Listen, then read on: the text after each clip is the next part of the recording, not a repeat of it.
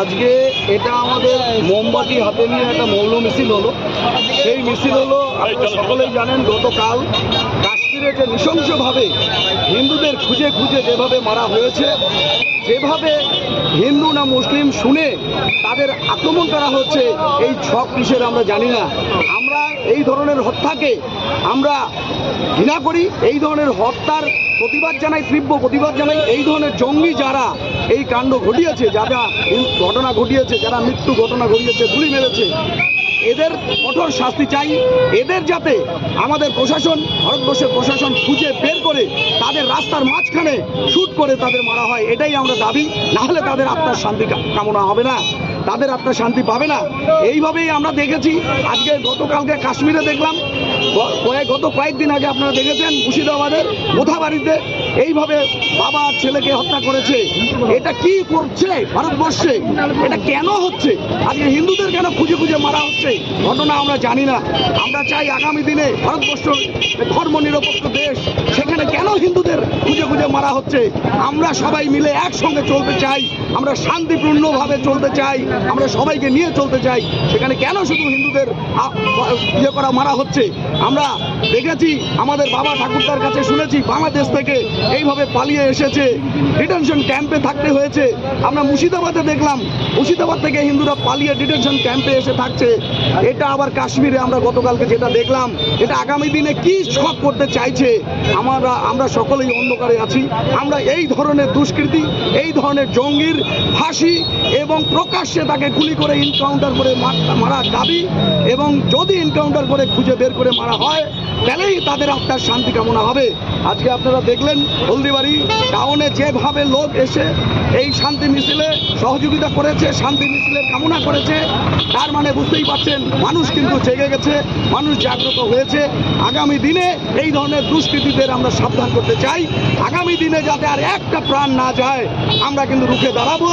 আমরা কিন্তু আর ছেড়ে কথা বলবো না। আগামী দিনে আমরা শান্তিপূর্ণ ভারতবর্ষ, শান্তিপূর্ণ পশ্চিমবঙ্গ, আমরা শান্তি ফেরত চাই।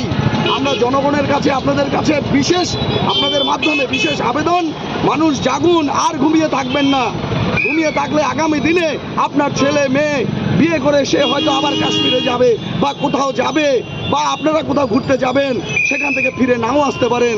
হিন্দু বলে, হিন্দু ধর্মে জন্মেছেন বলে আপনাকে গুলি খেয়ে মরতে হতে পারে। কিন্তু এই জন্য জাগুন, আমরা পশ্চিমবঙ্গকে শান্তিপূর্ণ ভারতবর্ষ, শান্তিপূর্ণ পশ্চিমবঙ্গ এবং শান্তিপূর্ণ ভারতবর্ষ তৈরি করি। আমরা যাতে নিরপেক্ষ, ধর্ম নিরপেক্ষভাবে চলতে পারি। ভারতবর্ষে বিজেপি সরকার আছে, পশ্চিমবঙ্গে যদি বিজেপি সরকার আসে, আমরা দেখিয়ে দেব আমরা ধর্ম নিরপেক্ষ। আমরা যারা এই ধরনের ঘটনা ঘটাচ্ছে তাদের দমন করে একটা কারো যাতে ক্ষতি না হয়, আমরা এই আশা রেখে আমরা সকল মানুষকে বলছি, জাগুন, আসুন। আগামী দিনে 2026-এ আমরা সরকার বদলে দিই পশ্চিমবঙ্গে। আপনার পরিচয়টা? আমি হলদিবাড়ি শহর মণ্ডল সভাপতি প্রদীপ সরকার। দেখুন, আপনারা জানেন যে গতকাল